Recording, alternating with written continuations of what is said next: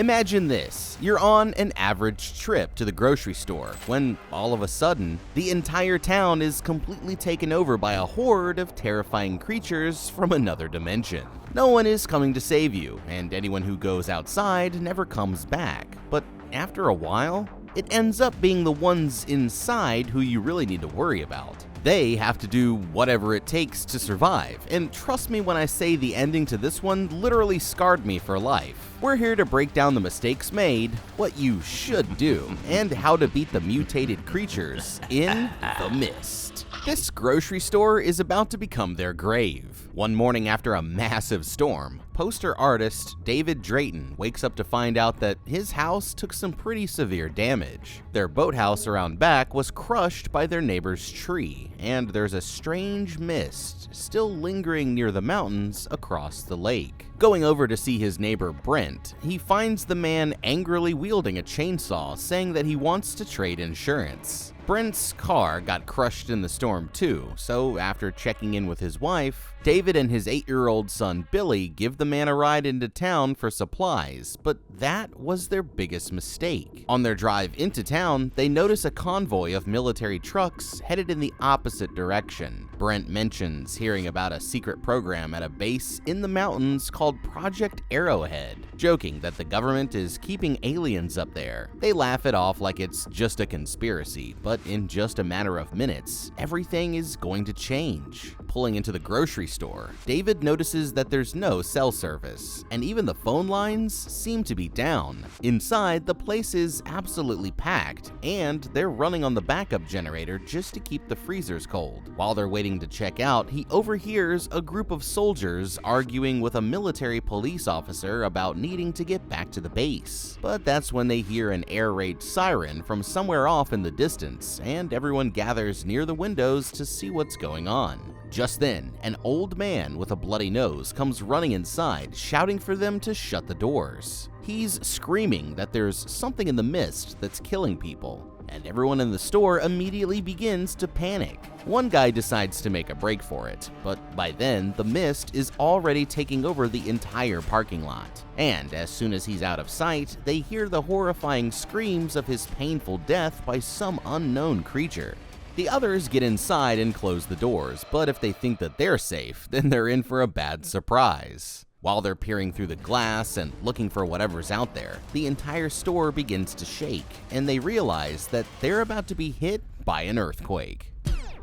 Okay, this situation just went from 0 to 100 faster than you can say clean up on aisle 3. Shit is about to get out of hand fast, but as always, the key to survival here is how well you prioritize the threats, okay? Now before we can do anything else, we have to survive this earthquake first. The key here is to stay calm. We need to make smart decisions, because how you react in the next few seconds could mean the difference between life or death. The first thing that you want to do is get low to the ground, since this will help stop you from getting knocked over by the shaking. Then, David should use his body as a meat shield for his kid, and if there's a sturdy piece of furniture nearby, like a countertop or one of the checkout aisles, they should quickly get underneath it for extra protection from falling objects. If you can't find overhead cover, then the next best thing is to get near an interior wall, away from the windows or any heavy shelves that might fall over. For now, the safest thing is to stay inside, since the others might rush for the exit, causing a crowd crush. And being outside without cover puts you at a higher risk of being hit by falling debris. So while all this is going on, there might be so much chaos that we forget to ask a very important question. Why is it happening in the first place? The state of Maine is located in the interior of the North American tectonic plate, as far from the edges where most of the earthquakes occur, and an earthquake of this magnitude only hits Maine once about every 400 years. Either they're really unlucky, or the earthquake isn't the only problem here, and something much stranger is going on. This brings us to the mist. It's covering everything as far as the eye can see, and from what we can tell, something out there is eating people alive. They aren't sure just how bad things really are yet, but from what happened to the guy who went for his car, it definitely doesn't seem like it's safe to go outside. It's bizarre, but David here needs to approach the situation logically to give him and his son the best chances of survival. I'd start by staying as far away from windows and doors as possible, using the other people as meat shields in case whatever's outside tries to get in. They may be stuck here for quite a while, but when you think about it, a grocery store isn't exactly the worst place to be trapped. They have plenty of water, food, and other supplies that should last them for a while if need be. And the building is an obvious point for rescue teams to search once they get the situation outside under control. Knowing this, I would stay put for now and wait to see how things play out. What I would do is quietly grab a weapon, both to protect myself from whatever's out there and from the people inside if it comes to that. If anyone else is actually dumb enough to go outside for now, I'd let them. You know, knowledge is power, and we can learn more about what's going on out there by watching what happens to anyone who ventures outside. The place is already overcrowded as it is, and anyone who we can get rid of just means more supplies for us, which is going to be crucial if we end up stuck here for more than a few days. You guys will never believe where I am. I'm in Ireland, baby! Why am I here, you might ask? Well, the team behind Game of Thrones Legends invited me to participate in this amazing game show to celebrate the release of their game. This event had some pretty amazing contestants. Awe Me, Film Theorists, ScreenCrush, and Deerstalker Pictures were all there. We did PvP battles, answered trivia questions, all on the actual Game of Thrones sets. This was my first time traveling overseas and, I was a little nervous, but it was awesome. If you want to get in on the action, download Game of Thrones Legends right now. The link is in the description, or scan the QR code to get 50 gold, 3,000 food, and a daily summon token to start your journey. And don't forget to watch the live show on the Deerstalker Pictures channel. I'll see you there. Grabbing onto his son, David and everyone else quickly scramble for cover until the earthquake finally passes. Nobody's sure what's going on, but one woman starts insisting that she needs to get home to her kids. The others try to stop her, but the woman isn't backing down, and when she can't convince anyone to go with her, she angrily walks out into the fog on her own, never to be seen again. David takes Billy to the back of the store, trying to calm him down while the others start fixing the place up. After a while, he decides to get some furniture pads to make the kid more comfortable, leaving him with a group of old ladies while he goes to check out the loading dock. As he walks by, he notices Brent trying to take control of the situation, but they have no idea how insane things are about to get. At the loading dock, David notices that the backup generator is smoking and decides to turn it off for now. As he's stumbling back through the darkness, he hears a strange noise from somewhere outside, and that's when something huge starts pushing up against the door, trying to force its way in. Horrified, he rushes back to the store to warn the others when he runs straight into the assistant manager Ollie and these two mechanics. They're naturally a bit skeptical of his story, but agree to come see what he's talking about for themselves. The generator starts smoking again as soon as they start it up, and they realize that something must be blocking the exhaust from the outside. This dumb kid Norm here volunteers to go out and fix it for himself, but David tries to explain that it's probably not the best idea if he likes being alive. Besides just himself, he points out that opening the door could put everyone else in danger as well, but the mechanic Jim starts firing back with insults, saying how he's tired of David's know-it-all attitude, and threatening to knock his teeth out if he tries to stop them. With no way to talk them out of it, all that David can do is watch as they fire up the generator, and Norm gets ready to venture outside. As the door raises up, there's nothing but a thick cloud of mist on the other side, and for a moment, it looks like David here might have been wrong after all. Feeling confident, Norm turns around to laugh in his face when, all of a sudden, an enormous tentacle reaches in and grabs him by the ankle, trying to drag him back outside. Panicking, David immediately rushes over to save him, but that's when several more tentacles start slithering their way in, and to make matters worse, these ones have teeth. The creature starts tearing off huge chunks of Norm's flesh, brutally tearing him apart while he's still alive. Thinking quickly, Ollie rushes over with a fire axe, but almost takes Norm's head off by accident when the tentacles suddenly pull him away. While they're still fighting to save Norm, another, even larger tentacle emerges from the mist and starts going after the bags of dog food that are stacked up around the room. Realizing that they have no choice, Ollie starts up the generator to close the door just as Norm is dragged away to his death. Using the axe, David manages to chop off one of the tentacles before it can escape, but the reality is officially setting in that they're all in more danger than they could ever imagine. Okay, well, I guess we officially found out what's in the mist, and now it has a taste for human flesh. Super! David here tried everything he could to stop them from opening that door, but these idiots just couldn't accept the truth until they had a 20-foot-long tentacle with teeth staring at them straight in the face. Maybe now that Norm is dead, they'll start to come to their senses, but right now, there's really only one thing to say. Jim, you f***ed up! This one is special because there was absolutely no reason why it should have ever happened in the first place. Sure, a man-eating creature in the mist seems like an unlikely story, but let's not forget that this was your third time hearing something like this. You saw what happened to the old guy, Dan, and the other guy who ran for his car. So if you really believed that it was safe to go outside, then why wouldn't you have just walked home by now? I didn't see you jumping to volunteer when Carol from The Walking Dead was looking for help saving her kids. That's because deep down, you really did believe that there was something out there. You just didn't want to admit it to yourself. Just look at the facts of the situation. If it's already been a few hours with absolutely no signs of rescue, then I'd say that's a pretty good sign that we have a serious problem on our hands, don't you think?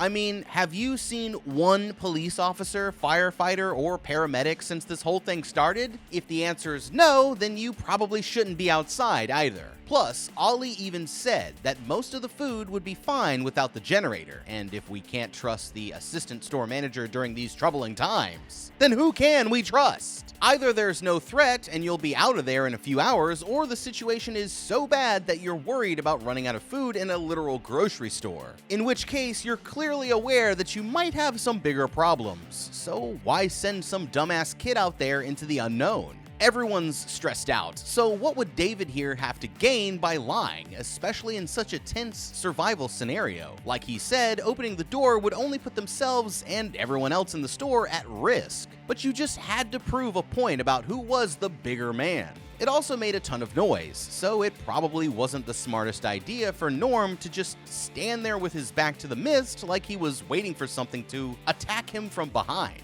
The kid might have survived if you'd reacted right away, but after talking all that shit about how tough you were, all you did was stand there like a deer in headlights while David and Ollie here had to clean up your mess. Everyone's a badass until evil Squidward starts claiming souls, but when two other guys are fighting for this kid's life against a giant octopus from outer space, it seems like the least you could do after causing this whole problem is grab a weapon and jump in. If it wasn't for David and Ollie, that thing would have gotten everyone in the store. You might be safe for now, but I'd watch your back, Jim, because you just jumped right to the top of the list of potential meat shields if something goes wrong. Maybe next time you should listen to the smart people before doing something so incredibly dumb. Because Jim, you f***ed up. Turning off the generator, they realize that they have to tell the others what happened, but they aren't sure if anyone will even believe them. Plus, as David points out, they haven't even seen what the tentacles were attached to, and the entire front of the store is made out of nothing but glass. They need someone on their side who the others can trust, and Brent here happens to be a well-known attorney who's already gathered a decent following among the survivors. But winning him over won't be so easy. When he hears what the men have to say, he's reminded of the beef that he's had with David in the past, and becomes convinced that they're actually playing a prank on him. The conversation quickly escalates into a full-blown shouting match, unintentionally drawing the attention of everyone else in the store. Realizing that they can't hide it any longer, David explains exactly what happened back at the loading dock, but they're still skeptical until he eventually brings them back there to have a look for themselves. One of them pokes at the tentacles with a broomstick and it thrashes around for a second before melting into a pile of black ooze, providing undeniable proof that David and the others are telling the truth. Realizing that they need to act fast, the survivors start piling up whatever they can in front of the main windows, trying to create a barrier to stop the creatures from getting inside. Out by the registers, Brent is still going about how this might be a hoax, refusing to believe his own eyes after seeing the loading dock. Sides start to form around the different leaders, with the believers helping David get their defenses ready, while the skeptics are still clinging to Brent's idea that this is all fake. Not wanting to be left out, the religious woman Mrs. Carmody pulls out her Bible and starts reading from the book of Revelation, saying how this is actually the end of days. A few people in the crowd start telling her to shut up,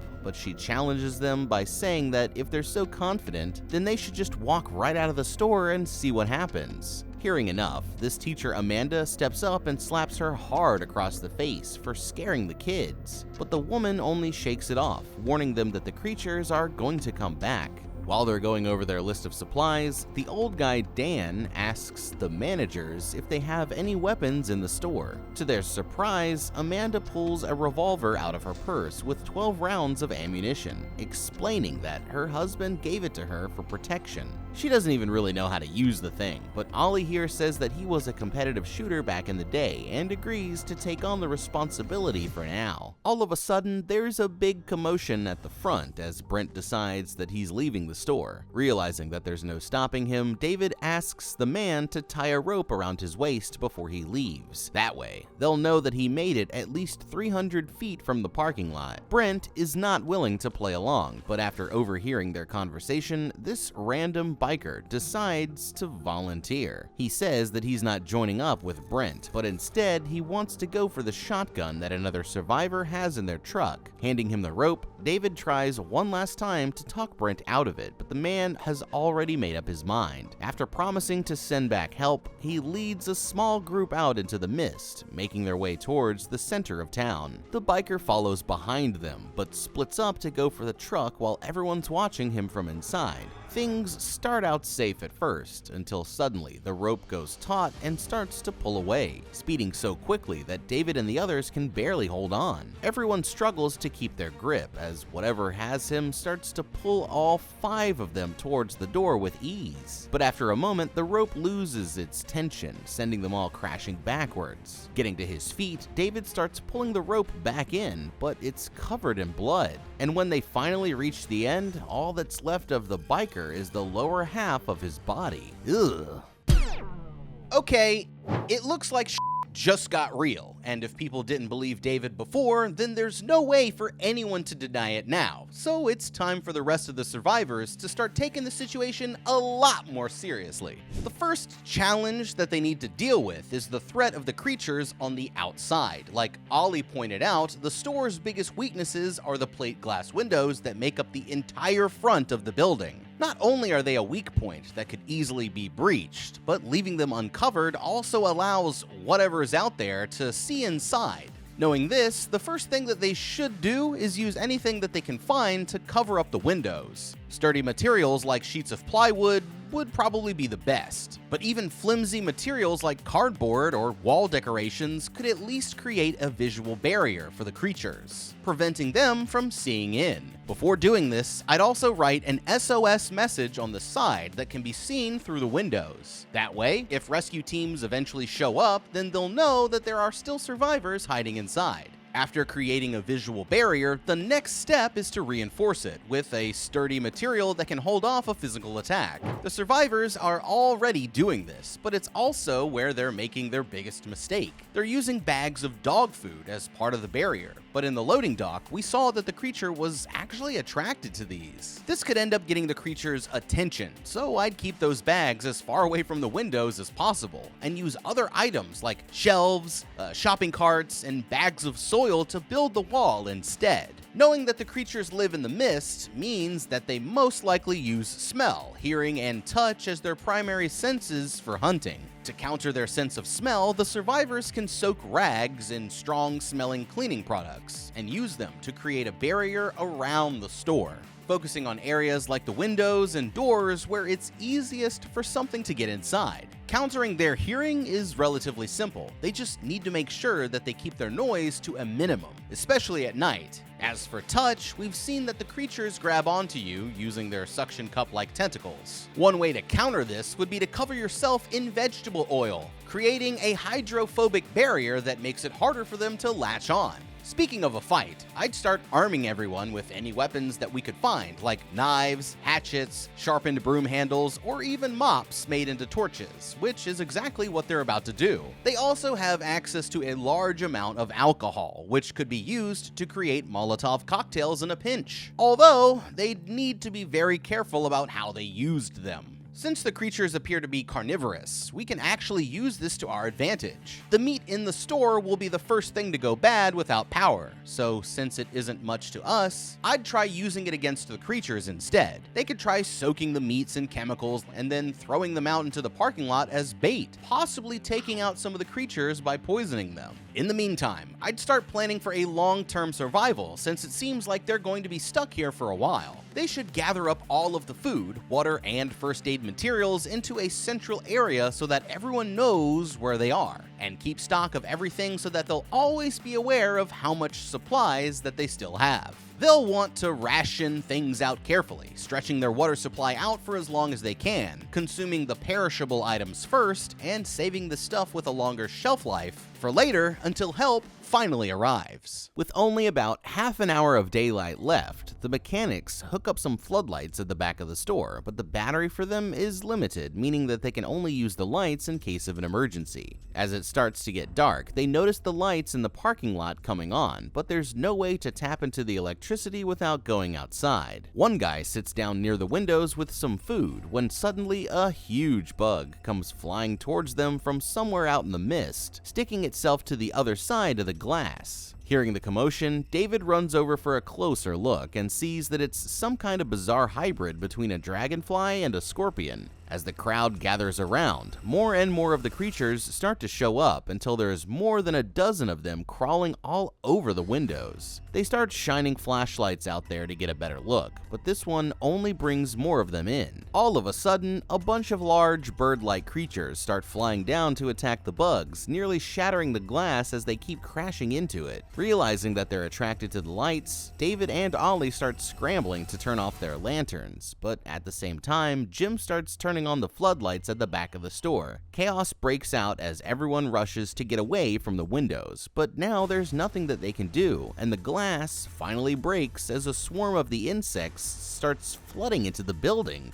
David runs for a mop soaked in lighter fluid, but while he's struggling to get it lit, Amanda manages to take one of the creatures down with a rake and finish it off with a crunchy curb stomp. Not everyone in the store gets as lucky, though, because the cashier Sally is quickly overwhelmed and ends up being stung on the neck by one of the creatures. The girl collapses to the ground, convulsing as her neck begins to swell up like a balloon, but now it's not just the insects that she has to worry about. These up chicken-looking things are starting to get inside too. Ollie can't take the shot for fear of breaking the other windows and has to follow the creature to the back of the store as it goes around chasing after the bugs. In the confusion, another bird gets the jump on one of the survivors, realizing that humans are also on the menu, and that's when all hell officially breaks loose. David attacks the creature with a flaming mop, while the other survivor tries to do the same, but accidentally knocks over the gas and lights himself on fire instead. Using just a stick, he chases the creature through the store until he finally manages to catch it back by the freezers, beating it to death with the wooden handle. Now at the same time, one of the insects lands on Mrs. Carmody, but she's shocked when it flies away without harming her, leading her to believe that her religious prophecies are really coming true.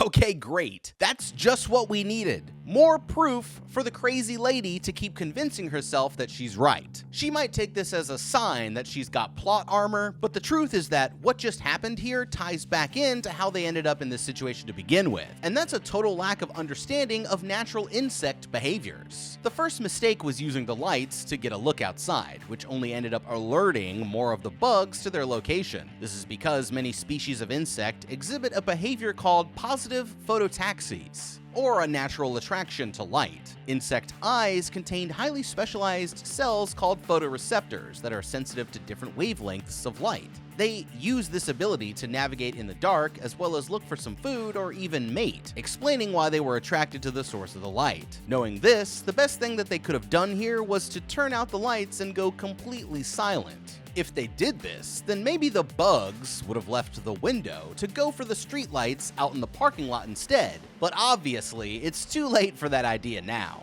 As for Mrs. Carmody, she thinks that she survived because she's someone special, but in reality it actually goes back to something that we were all taught as kids on the playground. If a bee lands on you, the best way to not get stung is to stay perfectly still. This is because sudden movements can trigger the insect's defensive response, and if it perceives you as a threat, then the natural reaction is to sting. By staying completely still, you're indicating that you aren't a threat or source of food, and the bug should move on without stinging after quickly checking you out. Some insects even release alarm pheromones when threatened, attracting more of them to come and attack, making it even more important to stay perfectly still if one of these lands on you. To get control of the situation, they should quickly organize into teams, with one group focusing on covering up the hole in the window to stop more creatures from getting in, while the other group deals with the ones that are already in the store. The strategy is the same for both the insects and those dinosaur things. They need to grow up and use their torches to keep the creatures back,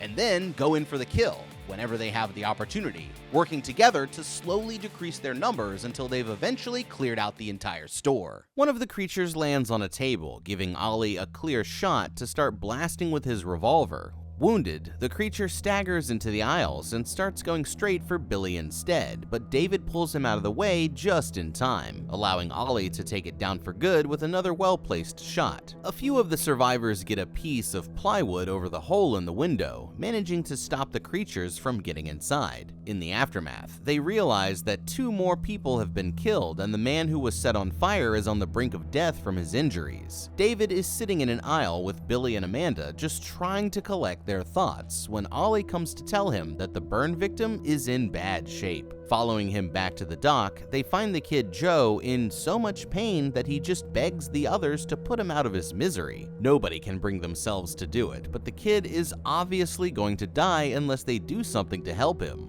So David tells him to keep holding on while they try to come up with another plan. Gathering a few of the others, he tells them that he wants to get antibiotics and painkillers from the pharmacy next door. The sun is starting to come up, and they haven't seen any more of the bugs for a few hours, but this doesn't mean that going out there will be any less dangerous. Still, David says that they can't stay there forever, since it won't be much longer before the creatures come back, or even worse. Mrs. Carmody starts to win more people over. He wants to make a break for his truck out in the parking lot, using it to take him and the other members of his group as far as the gas tank holds out, hopefully finding a way out of the mist. It isn't the best plan, but their only other choice is to stay here and wait to be killed, so they all agree to at least try and go for it. This still leaves Joe to deal with, so they're going to get him what they can from the pharmacy, and if they survive that trip, then they'll make their escape. Billy is not happy when he hears what his dad has planned, but David promises the boy that he'll be safe, swearing to get back to him right away. Before leaving, he hands Amanda the keys to his truck, telling her to stick to the plan if anything happens to him. Shouting to the others, David tries to calmly explain their plans to the rest of the group, but that's when Mrs. Carmody shows up to make things complicated.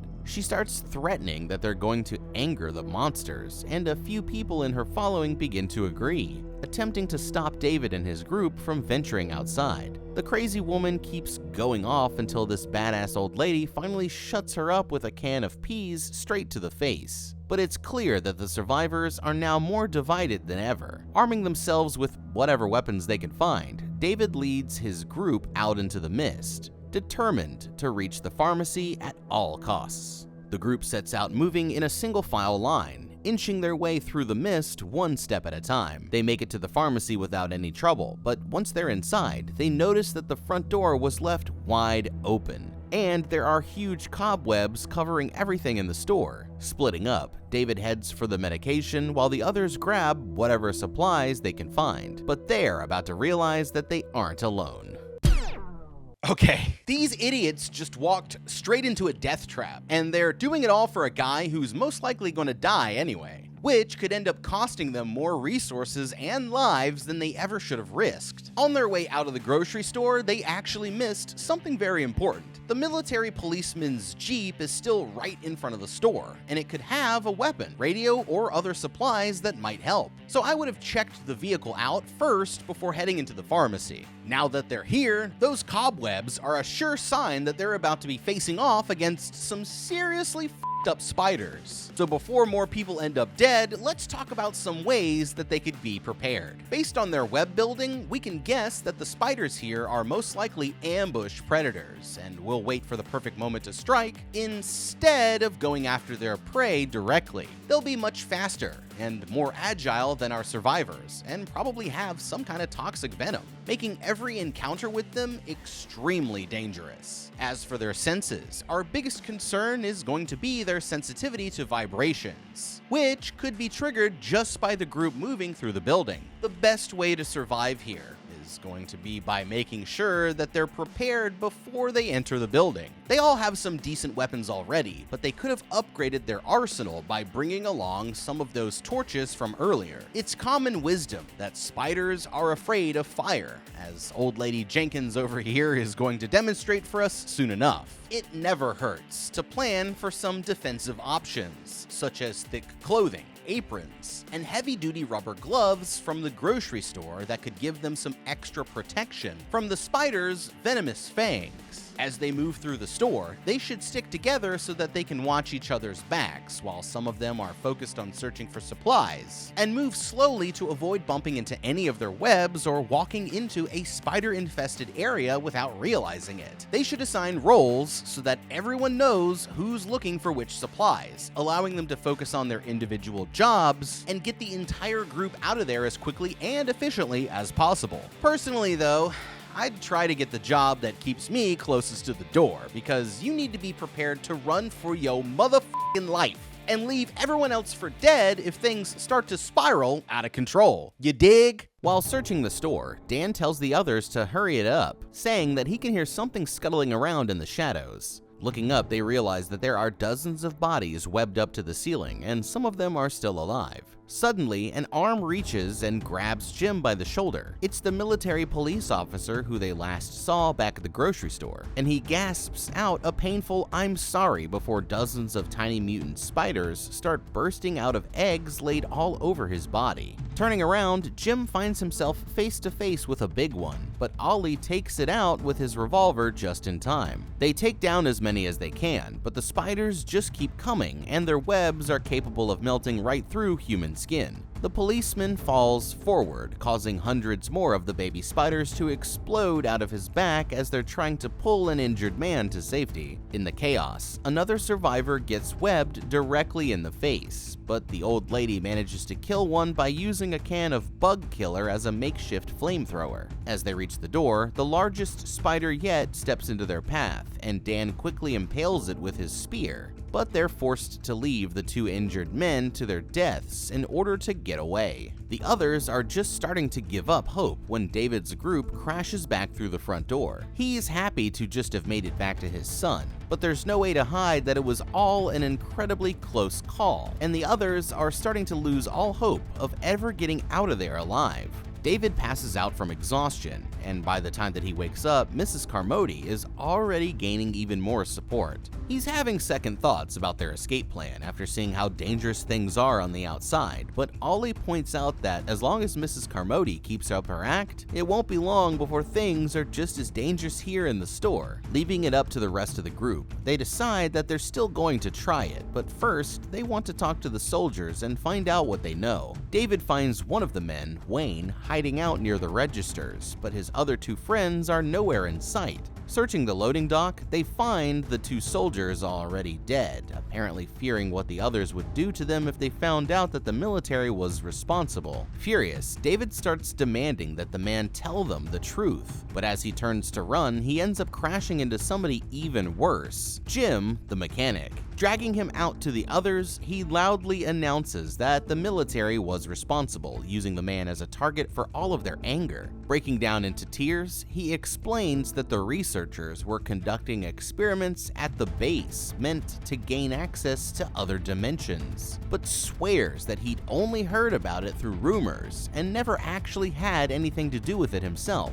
This isn't enough for Mrs. Carmody, though, who still insists that they need to hold him accountable for what happened. David tries to fight through, but the others hold him back, and the crowd starts throwing the man back and forth until the butcher finally stabs him straight in the gut. Lifting the soldier over their heads, the enraged crowd carries him to the front door, where they force the man out into the mist as a sacrifice. Getting to his feet, he slams the door, begging the others to let him in. But that's when a massive, praying mantis-like creature emerges from the mist, devouring him before their very eyes. Mrs. Carmody announces that the monsters will leave them alone for tonight, but David and his group realize that the situation is officially beyond their control. Later that night, David apologizes for leaving Billy, swearing to never do it again, and promising the kid that he'll protect him from the monsters no matter what.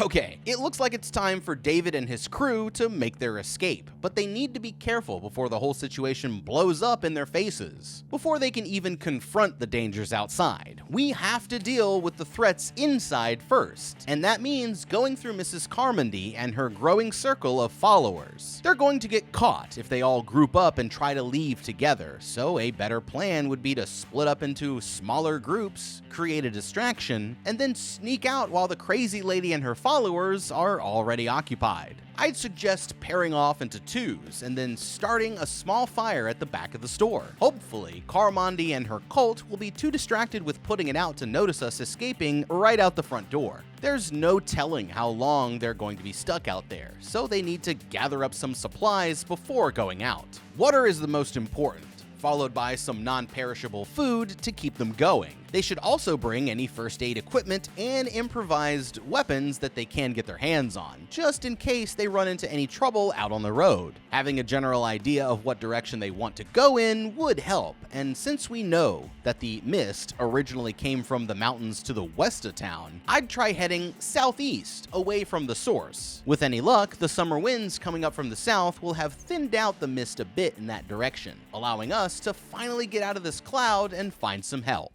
At sunrise, Amanda wakes them up and says that it's time to go. Ollie gathered some supplies near the registers, so they're going to make a run for his car and hopefully be able to reach safety before they run out of gas. With David leading the way, they begin sneaking through the aisles until they reach the front registers, only to realize that their bag of supplies is missing. Looking up, they see Mrs. Carmody blocking the exit with a kitchen knife, as she's accusing them of trying to steal their food. Her cult refuses to let them leave, surrounding David's much smaller group with weapons in their hands, as the woman blames them for making the creatures angry. Calling them all sinners, she says that they need to sacrifice the boy in order to keep the rest of them safe, and David reaches for a weapon as the mob begins to close in. They're overwhelmed in a matter of seconds, but just at the last moment, a shot rings out through the building as Ollie fires his revolver, hitting the woman square in the stomach. Before she can say another word, he puts a second round right into her old noggin, and that's all she wrote for Mrs. Carmody. Seizing the opportunity, David's group makes a run for the door, leaving the others behind to fend for themselves. Ollie makes it to the truck first, but as he turns around to call the others, the praying mantis grabs him in one of its claws, eating him alive. Another 3 survivors are all killed by the giant spiders, leaving only David, Billy, Amanda, Dan, and the old lady who make it safely to the car. Before leaving, David grabs Ollie's weapon off of the hood of the truck, managing to reach it just as one of the spiders nearly takes off his hand. And the people left inside the store can only watch through the windows as their headlights slowly fade away into the distance. Their first stop is David's old place, where he finds his wife stuck up by spiderwebs to the side of the house. With nothing left for them there, they drive for hours down the abandoned highway, passing countless destroyed vehicles and encountering a tentacle-covered monster that's so enormous that it doesn't even notice them as it wanders by. Finally, the truck runs out of gas, and for all that they can tell, the mist has taken over the entire world, leaving them with nowhere else to run. Looking at the others and then his weapon, they all come to a silent agreement as David realizes what he has to do, but he only has 4 bullets. The shots ring out, and when the door opens, only David gets out of the truck,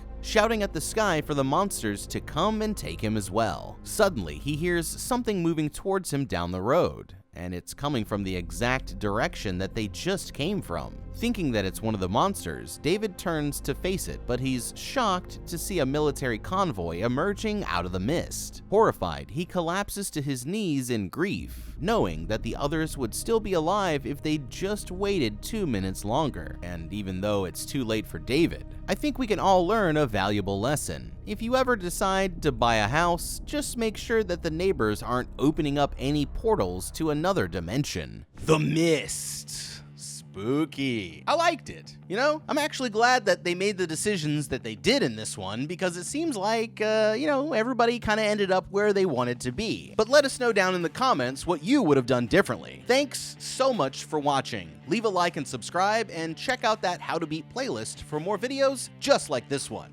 I'm the Guy. We'll see you in the next episode, and have a damn good day.